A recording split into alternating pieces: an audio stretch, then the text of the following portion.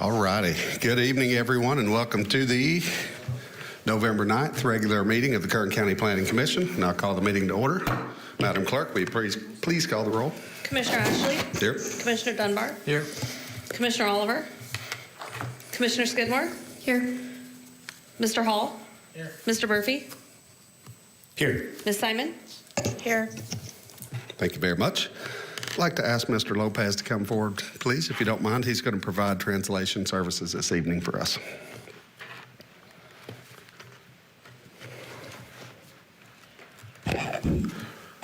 Buenas tardes. Para las personas que quieren asistir a esta reunión de planificación atrás, que hablan español solamente, atrás de la mesa hay unos audífonos para las personas que no hablan inglés y solamente en español. Gracias. Thank you, sir. Next item on our agenda is commissioner member announcement or reports. Seeing nothing that fits that bill, we'll move over to the approval of minutes from October 26, 2023. Entertain a motion. I'll motion to approve. I'll second. I have a motion and a second. All in favor, please say aye. Aye. Aye. Motion carries. Next item on our agenda is item D, which is cases withdrawn or requests for continuance. Mr. Murphy, will you cover that for us, please? I will. Thank you, Mr. Chairman, members of the Commission. So we have one case this evening that staff is recommending a referral back. That is CUP case number 62, map 102. Our applicant is Clarmar Enterprises by Richard Woody. I would note that if there is any members of the public here wishing to address your commission regarding this item, I am prepared to provide a short staff presentation on this if needed. Oops, sorry about that. Thank you, Mr. Murphy. Any member of the public that would like to comment on this case? I think the action that's coming up for us is to recommend that that be referred back to staff. So if anybody would like to provide comments tonight, they can do that. Okay. Seeing none, I would look for sure, come forward. Please state your name for the record and spell your last name, please. Mr. Chairman, if we do have a comment, I do believe it's appropriate for me to provide a summary first before the comments are made. Okay. Please proceed, Mr. Murphy. Thank you again. So the project before your commission is a conditional use permit that is requesting the authorization to establish a mortuary office with crematory services at 3600 Pegasus Drive in unincorporated Bakersfield. Subsequent to the distribution of the hearing notice for this item, staff did receive a number of comments that have raised environmental concerns related to the proposed cremation services. Staff has determined that an additional environmental review under the California Environmental Quality Act is required before your commission should consider any approval for any crematory services at this particular location. Therefore, the staff recommendation is to refer that project back to staff. The project applicant has indicated, though, that if they do decide to move forward, they will consider use of aquamation. Aquamation is a method for final disposition that does not include flames. Aquamation, or scientifically known as alkaline hydrolysis, is a water-based process used to accelerate the breakdown of all organic materials. If the applicant does wish to move forward, staff would assume that both flame and water-based cremation services would be analyzed in the environmental document. That way your commission would have the opportunity to consider both or one of the actions if the project does come back forward for you. I would, however, note that the crematory, when in conjunction with the cemetery or the mortuary, requires the processing of a conditional use permit within the existing M2 zone district. However, a mortuary standalone, which is defined in our zoning ordinance as a place in which deceased are kept until burial, that is an authorized use as a standalone facility and does not require the processing of a conditional use permit. Therefore, if the project applicants wishes to establish a mortuary at this site, which we do have a letter that that would be their intent, they would be able to do that, and that action would not require a public hearing, and there is no discretionary action for that. That is considered a ministerial use. So again, at this time, staff is not recommending anything that would authorize cremation services. The recommendation is to refer that project back to staff for additional environmental review. But given the number of comments that we've received and the fact that we have someone that wanted to provide a comment tonight, I just felt it was important that everybody got to hear firsthand what the action is and the recommendation by staff, but then what also is authorized to occur between now and any time that we bring back any formal request. I would also note that it's anticipated the processing of such a document would require anywhere between 10 and 14 months. So it's not something that would come back in the immediate future. Thank you. That concludes my presentation. Thank you, Mr. Murphy. So then, Is it appropriate for comments on anything, or is it just relative to the decision that we have to make, which is whether to... That's up to your commission, but it is on the agenda, so they can provide comments on any aspect of it. But again, I just want to make sure that we had that full context before you hear any comments. Thank you, sir. Okay, thanks for accommodating us. Hello, my name is Richard Woody. I'm the president of Claremont Enterprises. I was just hoping to clarify the decision to make the ministerial action of approving the mortuary at this facility. I'd also like to, just make a little bit of an argument here. We think that we might be taking this up with appeal here. There is a fairly low threshold to apply the standard of the fair argument rule. I'm not sure that that threshold has been met. There is, in fact, a threshold that experts do have to offer their comments here, and we don't feel that any of the comments that have been offered by anyone who's an expert in air emissions or particulate matter in the central San Joaquin Valley. Thank you. Thank you, Mr. Woody. Sorry about that. Chairman Ashton, Yes, go ahead. real quick, I just need to provide a clarification to something that, based on the comments that was made. There is no right to appeal for a refer back to staff. A refer back to staff means that staff has determined that there's not sufficient information to allow your commission to move forward with the request. If your commission recommends this be referred back to staff, there is no ability to appeal the process. That means that there is not a project moving forward unless the applicant indicates that they would like to. We will be happy to communicate with them afterwards, and if they desire to move forward with a different process, then yes, we would go forward with the processing of the environmental impact report. Again, the fair argument standard, which was outlined in your staff report, it is a very low threshold, and it specifically says, even if there is substantial evidence that says there are no impacts, if there is a fair argument that there could be impacts, the lead agency is required to move forward with the environmental document. So I just wanted to make sure your commission knows that if you do recommend a referral back, there is no appeal process. We will work with the applicant to move forward from that perspective. And that option includes even the ministerial option that you referred to and the applicant referred to. Mr. Chairman, yes, the ministerial action, there's no action before your commission regarding that. Gotcha. So regardless of your recommendation tonight, if it is referred back, the project proponent would be authorized to move forward and contact building staff and establish the mortuary at that site as a ministerial action without any discretionary decisions. Gotcha. Can I make a comment? Yes, sir. Please state your name and spell your last name for the record. Yeah, I'm P. Leveroni. I'm one of the property owners at 3600 Pegasus, and I represent a group of 6 owners who are opposed to the project. In addition to emissions, we are concerned about safety and property values, and we just don't feel that a multi-tenant building is the appropriate place for a crematory. We haven't been able to find where that's occurred in any other place. So, thank you. Thank you, Mr. Labaroni.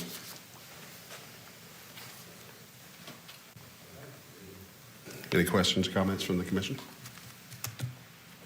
I think I have an overarching question. I'm a little confused on whether or not the applicant understands maybe what the action is and how it pertains to their project, and whether or not it's going to either prolong their project, prolong the application. I think we might want to give them a little more clarity and allow them to have maybe some type of questioning, or whether or not they want to actually continue the case, or if they're looking for another option. Because I feel like based off of his comments and then some of the now opposition, that we might not have we might have some confusion on what's happening. Commissioner Skidmore, through the chair, staff actually met with Mr. Woody when it was determined what our recommendation would be. Mr. Woody is very clear in terms of what action would come forward. It was at that meeting in which Mr. Woody indicated that aquamation is another possible avenue by which we can go forward. Based on that conversation, he provided us some input that he would like to establish a mortuary. We went through and looked at the zoning ordinance to see how that would work. In the opinion of staff, Mr. Woody has been completely brought up to speed regarding what this action means and how that process goes forward. So if we continue the case this evening, do we have a date of when it will return, or is it kind of in the unknown?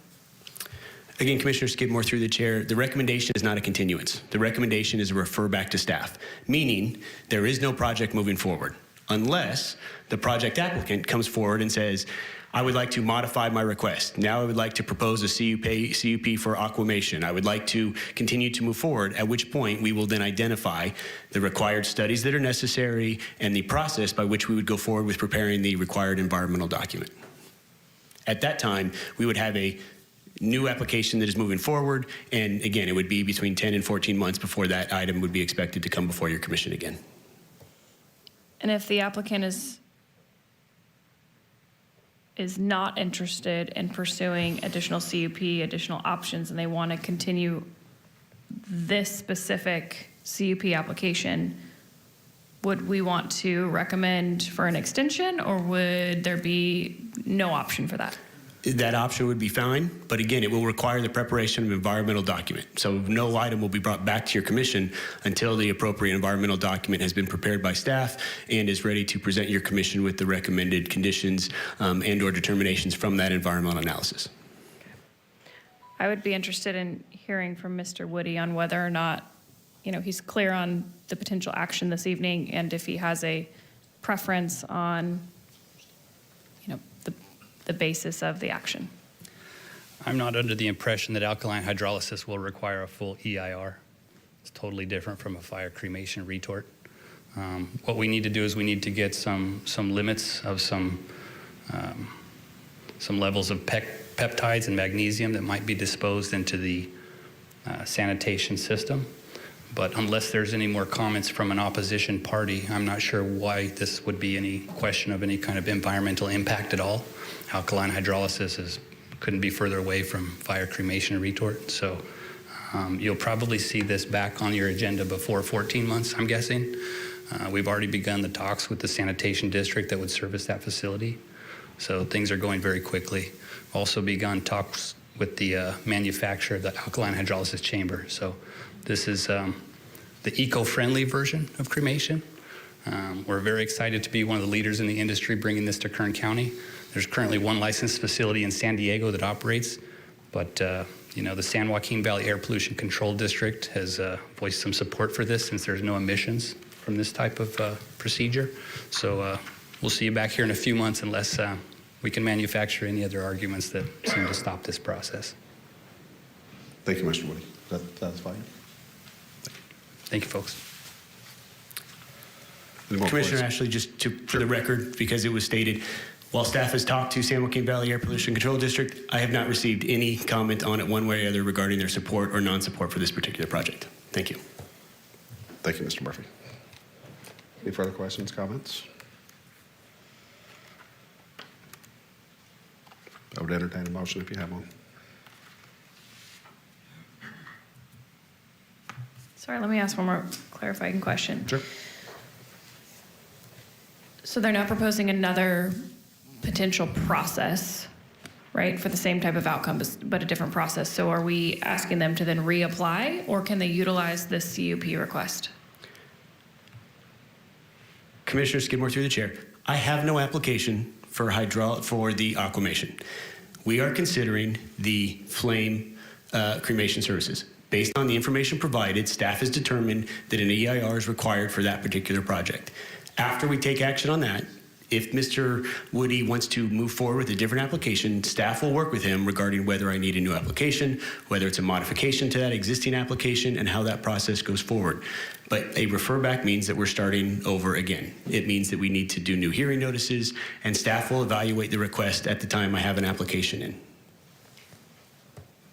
Can I propose a 3-month continuance to see where it comes from that conversation, and then we rediscuss based off of the progress they've made and additional conversations? Commissioner Skidmore, through the chair, I believe that a continuance is inappropriate, given the extreme comments and neighborhood processing that has gone through this. A continuance creates confusion regarding what the process is that we're moving forward to, what the process would be in 3 months from now.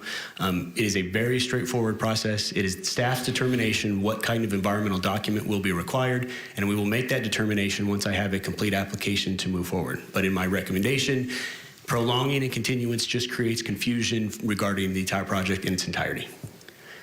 If this relates to costs and fees associated with establishing a second conditional use permit, I'd just like to add that last year when we originally put in the conditional use application for the fire retort, we also had an alkaline hydrolysis chamber listed at that time. Some of the architectural drawings and renderings that your office should include those. So this is kind of part of a larger project where we're deciding to take the cremation portion out of this. We did put a pause on the alkaline hydrolysis because it's such a new procedure. We do have some things to figure out with the sanitation district, but this was always part of the plan to offer fire cremation and alkaline hydrolysis out of that facility. So if it's a matter of, fees or processing, I can understand that. If this allows us to turn the page and close this CUP and we start another one, which is going to kind of close the book on the comments that have been received, and then new comments from the public can be administered and considered at that time, then I would support that. It's even worth it for us to pay the fees again. Thank you, Mr. Woody. Yeah, thank you. Thank you.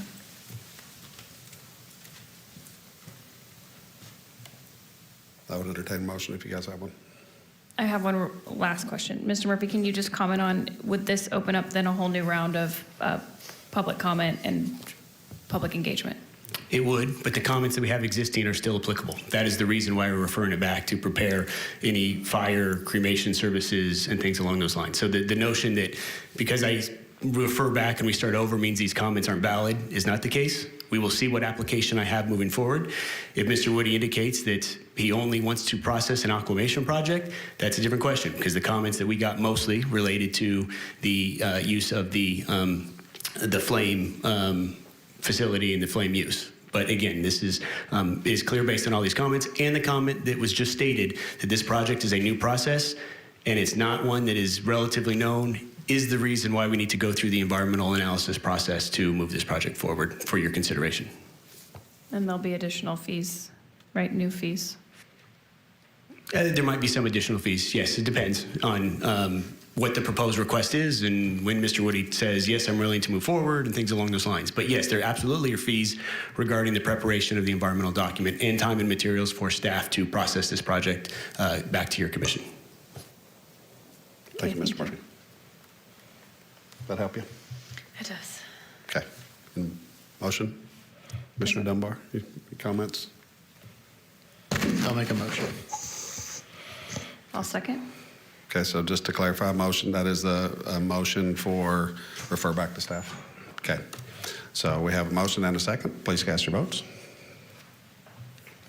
3 ayes, 1 absent, 1 vacant. Motion carries. Okay, thank you very much. That takes us on to our consent agenda for the evening. Mr. Murphy, you cover that for us again? I will again. Thank you, Mr. Chairman, members of the commission. So these are items scheduled before your commission which are being recommended for approval by staff. The applicant has been informed of any special conditions and has no objection. The hearing on these items may be expedited if no member of the commission or audience wishes to comment or ask any questions regarding the case. This evening we have 2 items that are on the consent calendar. The first is case number 2. This is CUP 3, map 5, general plan amendment number 2, map 5. Our applicant is Pelican's Jaw Solar, LLC.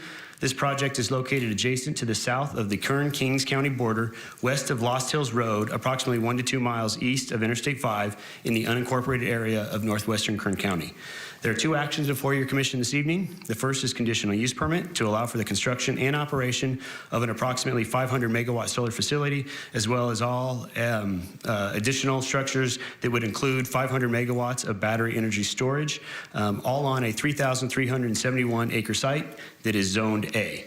The second request is a general plan amendment to amend the circulation element of the Kern County General Plan to remove future road reservations along section and midsection lines in sections 4 through 9, 15, 16, 17, 22, 23, and 27 of Township 25 South, Range 21 East. The recommendation is to advise your commission to recommend to the Board of Supervisors to certify the environmental impact report, adopt the section 15091 findings of fact and section 15093 statement of overriding considerations, adopt the mitigation monitoring and reporting program, approve conditional use permit subject to the recommended conditions, approve amendment to the circulation element of the Kern County General Plan as recommended by staff, and adopt the suggested findings as set forth in the attached draft resolution. The next item on consent is case number 3. This is zone change case number 43, map 10213. Our applicant is Michael Herreri by Mike Hernandez. This project is located approximately 250 feet east, northeast of the intersection of Airport Drive and Roberts Lane in the Oildale area. The request is a change in zone classification from R2P to R2 to allow the construction of a new duplex unit, all on an approximately 5,227 square foot parcel. The staff recommendation is to advise your commission to recommend the Board of Supervisors to adopt resolution, recommended findings, and enact ordinance approving the zone change as requested. That completes the reading of the consent calendar tonight. Thank you, Mr. Murphy. Are there any members of the public that would like to remove either of these cases from the consent agenda to be heard in its regular order? Okay, seeing none. Any member of the commission? Also seeing none. Okay, I would entertain a motion. I'll just state that I want to thank staff for really adequate reports. So I motion to approve both items. I'll second.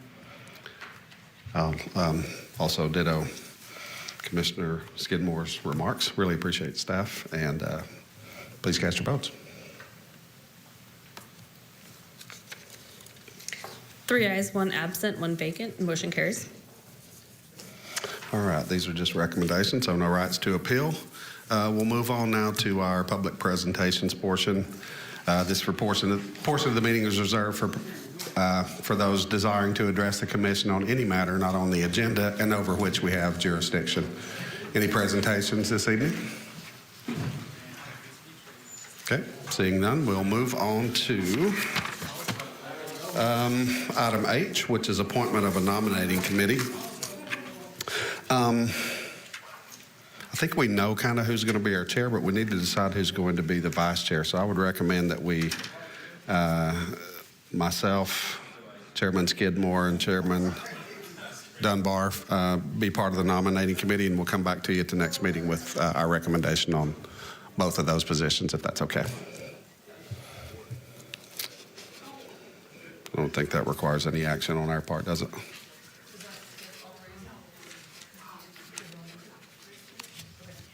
All right, so that's what we'll do. Next item on the agenda is miscellaneous, and I think there are a couple of items under that heading. So, Mr. Murphy, will you cover those for us? I will. Thank you again, Mr. Chairman, members of the commission. So tonight what we have is an informational public workshop regarding the draft housing element that is currently available for public review. As I will dictate in my presentation, we've had some additional meetings. However, we wanted to make it an opportunity to present the housing element and accept comments regarding this draft document during an evening session. So therefore, we are having a informational public workshop regarding the draft housing element. And I have a PowerPoint presentation that I will be presenting to your commission this evening. So first, anybody that attended this third informational workshop, I do want to appreciate their attendance. Additionally, we've had 2 additional workshops where we've had attendees provide us key feedback and comments regarding the draft document, and I do appreciate everybody that has taken the time to participate in this process. This workshop is regarding the release of the 2024 through 2031 draft Kern County housing element. Again, the purpose of the meeting is to provide a summary on the draft housing element, explain the consideration process, and then to also provide and receive comments regarding the proposed document. And again, if needed, I will be happy to respond to any and all questions at the end of the presentation. So first, the County of Kern is undertaking our update to the housing element. As I mentioned a minute ago, this applies to the 2024 through 2031 planning period, also known as the 6th cycle. The housing element provides an identification of analysis of existing and projected housing needs. It includes statements of goals and implementation programs that help enable the county to meet the required regional housing needs allocation, which I will discuss more as the presentation goes forward. The housing element is available on the website under Kern Planning. We actually have a housing tab, and we can find the draft housing element at that location. Regarding our consideration process, we are currently in this first box. This is a 30-day public review of the draft housing element. Once that review is completed, which will occur, I believe, 5 p.m. on Monday evening, staff will have 10 days, and we will make some potential changes based on comments that we've received and go through an evaluation of what has been done to date. And ultimately, we will submit our draft document to HCD for their review. They have a 90-day review period by which they can provide comments back to staff regarding the adequacy of the document. Once all of that occurs and we receive their comments back, at that time we will actually bring the housing element back to your commission for your final and your formal, consideration regarding the content of the document and moving it forward to the Board of Supervisors. Again, any final adoption of the housing element would occur by the Board of Supervisors. We are anticipating coming back to your commission sometime in February and then having a final consideration of the housing element in front of the board sometime in March of 2024. As I mentioned, this is the third informational workshop that has occurred. The previous two workshops, the first one was done virtually, and that occurred on October 30th. It occurred on October 30th, I believe. The second informational workshop occurred last Thursday on November 2nd. Both of those meetings occurred at 1:30 p.m. This workshop is, again, at 7 p.m. to give opportunity for people to participate that couldn't come to the other ones. But then also, as this is recorded, it's a good opportunity to have this information recorded so people can review it at a later date as well. To understand our proposed programs, we need to start with the basic understanding of our community, and for purposes of this housing element, specifically unincorporated Kern County residents. So this slide includes some basic characteristics for housing in Kern County in general. The first box, between the years 2010 through 2020, the county as a whole experienced an 8% population growth. We have a projected 13% population growth from the years 2020 through 2030. The median home sales price in May of 2023 in various metro areas of Kern County ranged anywhere from $225,000 to $382.5 thousand. We have a 4.2 vacancy rate for our unincorporated areas. And again, Kern County in general is the third largest county in land area, and we consist of over 8,161 square miles. For illustration purposes, this graphic shows the 12 county subareas used by Kern Council of Governments. It's not uncommon for these subareas to be utilized for and parts of various regional housing planning process. So again, it's a good graphic that shows the various subareas as distinguished by Kern Council of Governments. The housing needs assessment that presents and analyzes population and housing characteristics. It identifies special housing needs, evaluates housing conditions, and provides other important information to support the goals and programs that will meet the housing needs of unincorporated Kern County residents. These two graphics show a breakdown. We have just under 600,000 persons that live in the incorporated cities, and we have just under 319,000 that reside in the unincorporated areas. Again, this housing element is specifically designed and required to address those populations living in unincorporated Kern County. So again, that is the 319,000 people referenced in this chart. Based on projected population growth, among other factors, Kern Council of Government assigns each jurisdiction a regional housing needs allocation. So the RHNA, as it is otherwise known, represents the total number of housing units and income levels identified by KernCog for construction within unincorporated Kern County during the sixth housing cycle. And again, those are from the years 2024 through 2031. Based on our RHNA allocation, staff will be working to implement just over 1,500 units for very low income, 987 units for low income, just over 1,800 units for the moderate income, 4,800 units for the above moderate income, with a total of 9,243 units that we are looking to construct over the next housing cycle. So this green table shows the population growth in the 11 incorporated cities and unincorporated Kern from the year 2000 to 2021. The blue table shows the Kern County projected growth out to 2025. It's important to note that unincorporated Kern County has only seen a 0.3% percentage change from the years 2013 through the year 2021, as shown on this graphic. When you compare that to our incorporated areas, the majority of growth is occurring within these incorporated cities. Again, whereas unincorporated Kern saw a 0.3% increase, the city of Bakersfield had an 11% increase during that same time. California City experienced a 13.4%. Maricopa experienced just under a 13%. McFarland experienced a 12% population growth. and Shafter experienced a 16.8% population growth. Again, those are shown in the red tables. This next slide, the green slide represents household characteristics. The blue slide specifies owner versus rental status. The average household size is lower in unincorporated areas than it is within incorporated cities. But again, it's not by much. In incorporated areas, the average household is 3.27 persons per household, whereas in unincorporated areas it is 3.03. There is a typo on this slide. We actually have a lower percentage split between renters than owners compared to incorporated cities. Again, as shown in this slide, in unincorporated areas, just over 56% of people are owner-occupied residents, and then just over 43% are renter-occupied residents. The above graphic identifies the various annual household income levels. The below graphic, shown in blue, identifies the annual income for our acutely low, extremely low, very low, low, and our moderate household. And again, those are broken down based on persons per household. To be qualified as a moderate income family in Kern, a household of 3 would need to make an annual income of just over $86,000.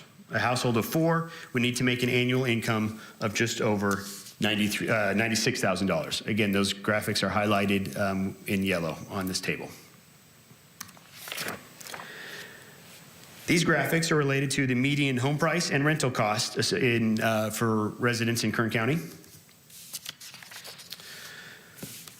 The median home value in Kern is $241,000, just over.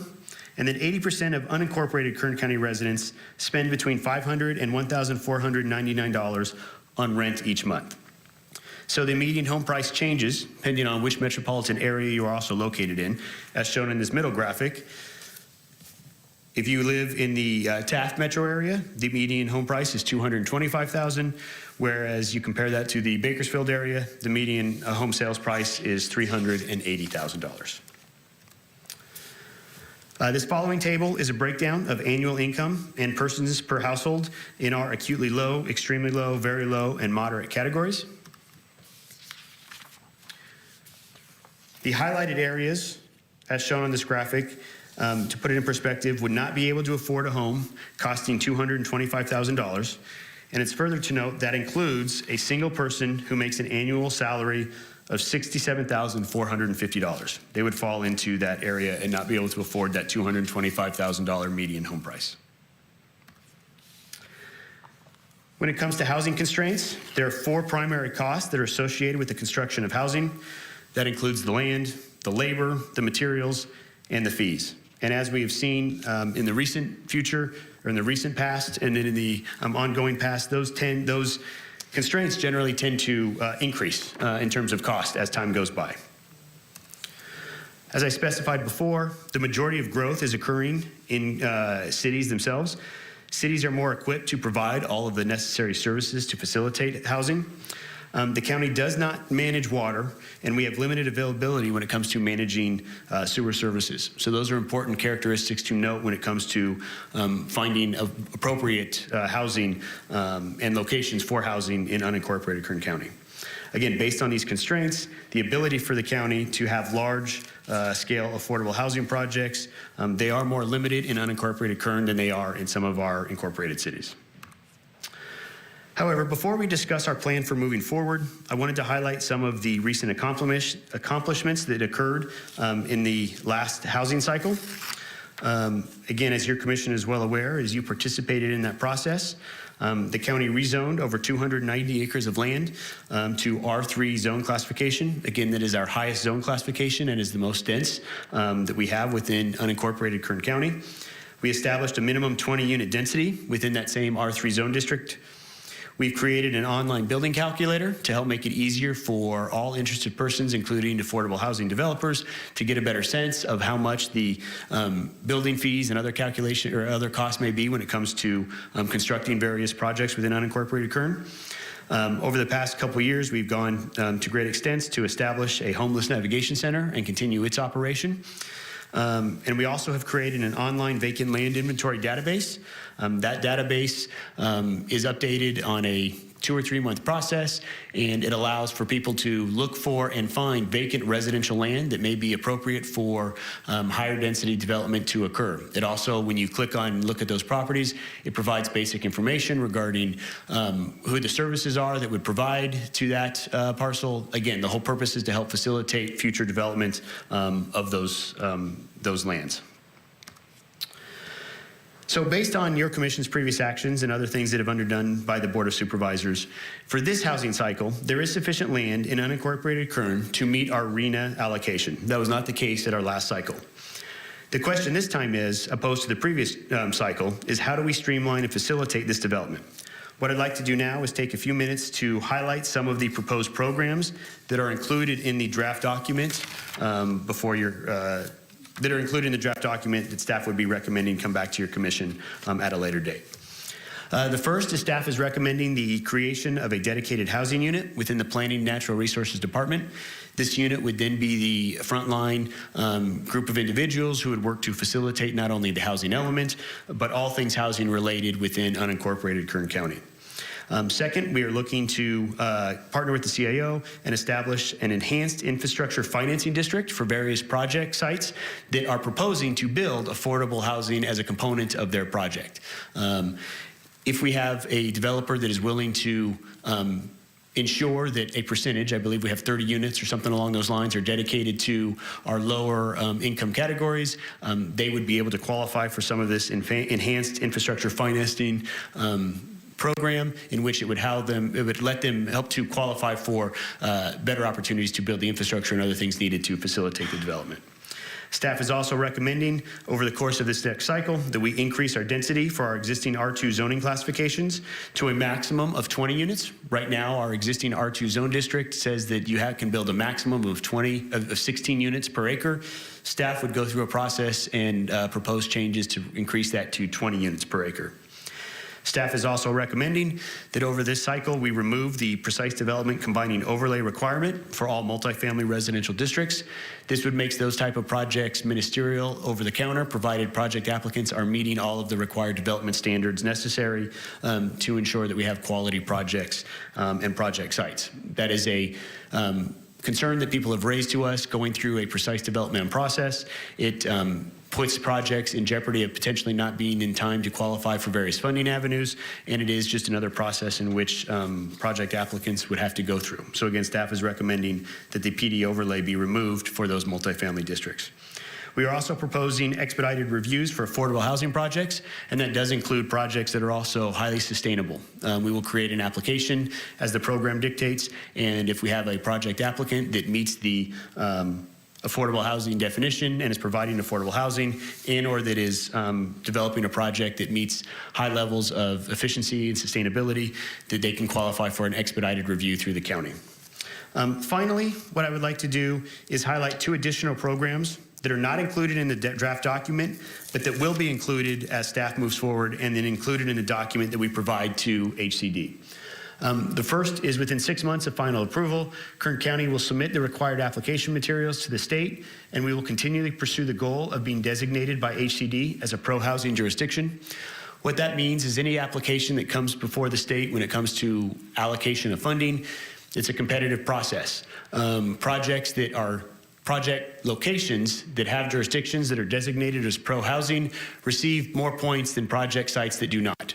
So we've had a number of our affordable housing developers reach out to us and explain to us that if we were a pro-housing designation, that we would be more in a better place to qualify for some of the funds available to build housing projects. So again, our commitment is that within 6 months of final approval, we will submit the application materials to the state, and we will continually work with the state to become a pro-housing jurisdiction. The second item is within 2 calendar years of any final approval, Kern County Planning Department will commission a report to evaluate the cost and effectiveness of establishing a county-initiated first-time homebuyer, vacant building rehabilitation, a rental assistance, and evacuation legal support program Once completed, a copy of that prepared report will be presented to the Kern County Board of Supervisors for public discussion, review, and recommendation for implementation. We've had a number of comments that we've received over the last couple of years indicating that these programs are desired among members of our community and that they would be very beneficial if we had a specific program that was dedicated to helping with these aspects of it. So again, as part of our implementation of our housing element over the next 6 years, staff would be actually moving forward with preparing the appropriate documentation that helps our decision makers decide specifically what type of programs are most cost effective, what is in the best interest in terms of being able to help the most amount of people as well. So we would commission that report and bring it forward to the Board of Supervisors for their review, comments, and potential implementation. So with that, that concludes my comments and presentation regarding the housing element. Again, there is no action for your commission to take at this time.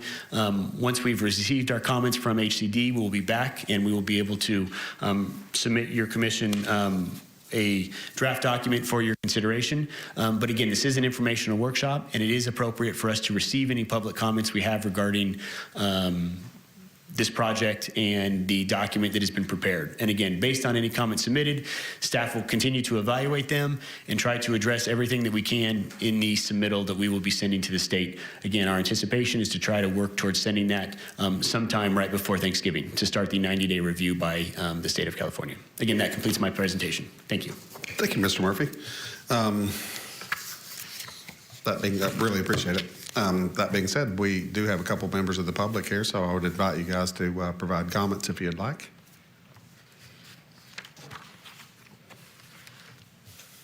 Please state your name for the record and spell your last name. Good evening. My name is Wendell Wesley, W-E-S-L-E-Y. In regards to the low and below low-income housing units, the 987 and the 1551, will that meet the state's requirement for the time period of affordable housing? Because it was my understanding that we've been behind in that area for quite some time, and it seems like all these years have gone by and we haven't been able to catch up. Thank you for your question, Mr. Wesley. I'll have to direct that to Mr. Murphy. Commissioner Ashley, through the chair, or Chairman Ashley, excuse me.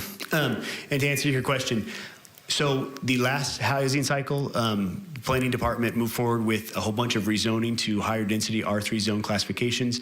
With those actions, we caught up. So we have sufficient land available for the numbers that we have based on this review. Again, the arena that was provided to us is really not, we have enough land available. The question for this process is how do we help to ensure that these number of units are constructed? Got you. I actually have a plan for that, so pray for me.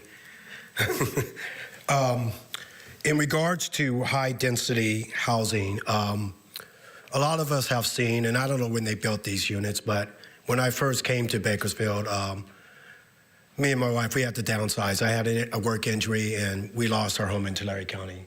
It was a nice home, 2,000 square feet, 4 bedrooms, 2 bath. And so what we could afford at that time was right there on what was called Cottonwood, MLK now. And the crime there was just something that I wasn't used to. It was just way too much. I've always thought and believed and felt that if you hang around 4 bad people, you're going to be number 5. You know, to build a whole bunch of high-density homes, and we have to determine what that is. But that was too many, 100% low income. And I'm one of 7, so I come from a large family. I watch my parents, work multiple jobs. I'm a workaholic myself, but now my injuries are such where I'm on a fixed income. So this has been very challenging for us. Yet, before we lost our home, I saw the impact of one single mom that we rented our home out to, and her sons were failing in school. And, they went to church. She was a good woman, and she did all she could. But it seemed like every time she sent their kids out into our world, our culture, it was just like taking 2 steps back, you know? But something changed. They moved in. It was a brand new home development. And the next quarter, their kids had improving grades. You know, it made a big impact on those boys. You know, it was sad that we had to eventually say, hey, we're going to lose the place, and you had to go. But it does make a big difference if we could I'll just use an old-fashioned word, segregate communities. You know, we need to really blend our communities very well and be very intentional on how we blend our communities so that we have the best citizens possible across the board. High-density things, there's plenty of land in Bakersfield. You know, how much we want to spread out, you know, maybe that's an answer for another day.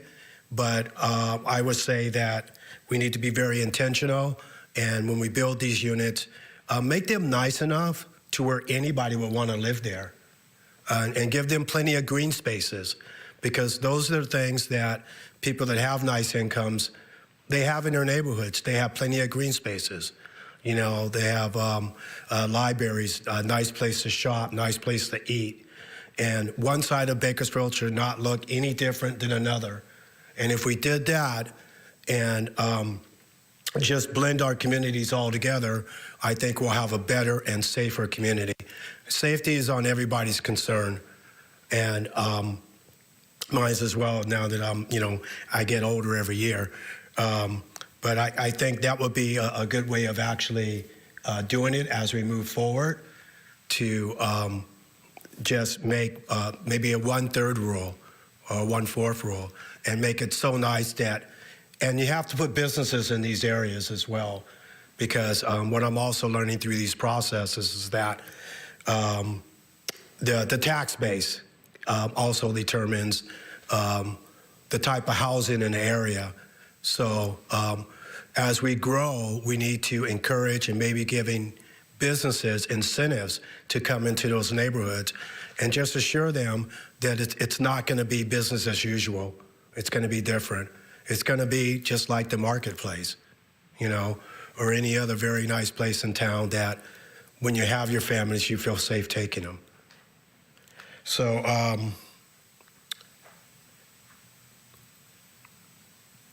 yeah, I think that's pretty much about it. You know, we do need affordable housing, but I think we need to work harder at enticing good businesses to come here to Bakersfield, and so we can do that. Just make Bakersfield look beautiful all over Bakersfield. And yeah, maybe a 1/3 rule I think would be really, really good. Make the homes nice where anybody will want to live there, and plenty of green spaces, because I know if I don't have some dirt to put my hand in for some nice plants or something, you know, mental wellness is a little tough, and that's pretty much for a lot of people. Thank you. Thank you for your comments, Mr. Wesley, and we look forward to your input when this comes back again in the spring.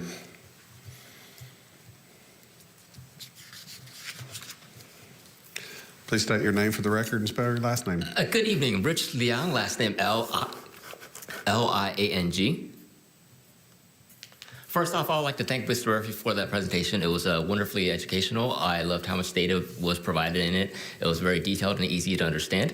I'll be making sure my next presentation in my own workplace will be equally entertaining as well as informative. He gets free lessons here every other Thursday. I might have to sign up for that. I'm sure he would be a fine mentor. My question is we saw in the presentation that California City saw at least 10% growth, 11 or 12% growth, I believe, in the past decade or so. And I am curious as to what percentage of that, how big of an impact does the California City Correctional Facility have in regards to that population growth? Because as I'm sure many of you guys know in this room know, California City Correctional Facility will be closing in the next few months. And as of right now, many of the staff working there have already started to leave the area and move into other areas of Kern County or just across the state in general. Therefore, I'm curious as to if you guys will be doing additional analysis prior to implementing any new programs for California City specifically to look at the impact of staff leaving California City due to the closure of one of the major employers in the area? Great question. I'm not sure our data goes that deep, but I'll again refer to Mr. Murphy to answer that question. Chairman Ashley, through the chair, our data for the housing element does not go into that much detail when it comes to that, particularly because as while we have our regional housing need allocation for unincorporated Kern, each incorporated city has their own RENA number. So each city that I listed there also will prepare their own housing element over this cycle. So if you have specific questions related to California City, I would recommend that you talk to them specifically about how that analysis is done and what they've said. With that being said, the county in general does try to track various trends, from a regional perspective and things along those lines. And while I don't have any information on that now, I'd be happy to look to see if there's something that could be found or if anything is in works and provide that information to Mr. Liang at a later date if we have that. But again, that would be more from a regional standpoint. Our economic group, our department, or Kern EDC might have some of that specific information because, again, that sounds like more of a regional perspective, at least from what Kern County would do. Or, again, I would recommend you reach out to California City directly because they will do their own housing element that has very specific information on their jurisdiction. Understood. Thank you for your time. Thank you for your comments. Sorry, there was one thing I forgot. Yeah, go ahead, Mr. Wesley. On the growth of these unincorporated areas as we push further out to our boundaries, are we looking at aligning some of these maybe higher district housing that you would see for seniors or people of low incomes connecting to light rail systems? Because I know if I was living in Tehachapi, I would rather take a light rail coming into Bakersfield. And even if for some reason I had to move out to the desert to afford a living, which I hope that doesn't happen, and I was cleared to go back to work, I would want to take a light rail because that's a long drive when you have a broken tailbone. Yep. So I think that's probably beyond the scope of this, but again, I'll defer to Mr. Murphy. Thank you again, Mr. Chairman. Yes and no. I mean, the comment is completely understandable and valid when it comes to housing in general and where we want to locate our higher density housing and things along those lines. I can tell you that our process that we went through last year or the year before where we rezoned a whole bunch of sites to higher density development. We looked at where were they located along major transportation corridors. We actually went through on the sites we proposed to help make sure that they were located in areas near commercial existing centers and things along those lines because we had the same thought in terms of higher density out where there isn't any services, really the likelihood of it getting built would be more difficult. Again, from the housing element perspective, our job is to make sure that we have a land and the programs available to assist it. The county itself doesn't build the housing. So, it's kind of a policy mindset and, what are we working to incentivize and how are our programs identified to help additional housing get built. So we're always looking for that when we have new requests in for higher density. We look to see if they're located within those areas and generally look for where commercial centers are and what sites are appropriate for that development as well. I am looking to be on the board, with transportation. And so when I actually have time for that, I look forward to maybe working with further housing elements. I grew up in San Jose, and they didn't have a light rail. They had a lot of orchards and stuff like that initially. But then when the 80s came around, they tore up a lot of streets downtown, built that. And I saw the impact, the good and the bad during the whole process. But I also saw, once it was all completed, how great it was that, someone with low income can live way out over here. And it took them everywhere they needed to go, places where they worked, to the hospital, So this way you can literally abandon your car if you had to, or if you couldn't afford it no more, and still get around town. And a lot of the bigger businesses had shuttles, so they pick you up at a nearby location and take you in the rest of the way. So I recommend, if you guys get the opportunity to work with the Transportation Board, to take a look down at San Jose. Not that we want to be that big, but you can see how they did it and see how it all fits together and make it work here for Bakersfield. Thank you. Thank you, Mr. Wesley. All right. I don't see anybody else that would comment, so why don't we wrap that portion up and move on to the next item under miscellaneous, which is our hearing Real- schedule for 2024. Real quick, Chairman Ashley, is Sure. there an opportunity for us to make comments, or should we wait until the next agendized item? I believe it'd be appropriate to wait till the next agendized item. Okay.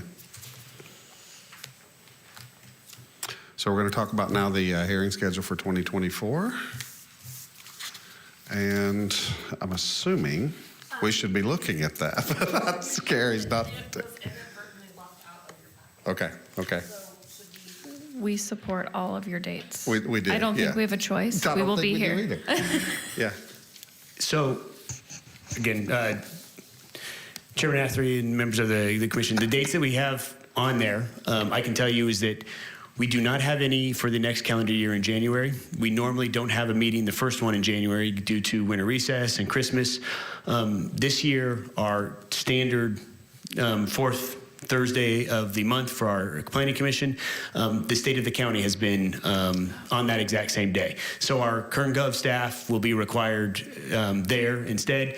You may attend yourselves. So we've decided that we will not have a meeting in January. Most months we'll have 2 planning commission meetings. Again, they run the the second and the fourth. Again, in November, we typically only have 1 because of Thanksgiving. And then in December, we only have 1, again, the first one within the month. But I believe all of them have 2, except for November and December, which have 1, and there are no meetings in January. And again, for anybody watching, that is the second and fourth Thursday at 7 p.m. During the calendar year. Fantastic. That's enough information for me to approve it. So I'm assuming that was a motion from you earlier. Is that too much of an Motion assumption? to approve. I'll second. Motion and a second. All in favor say aye. Aye. Aye. Motion carries.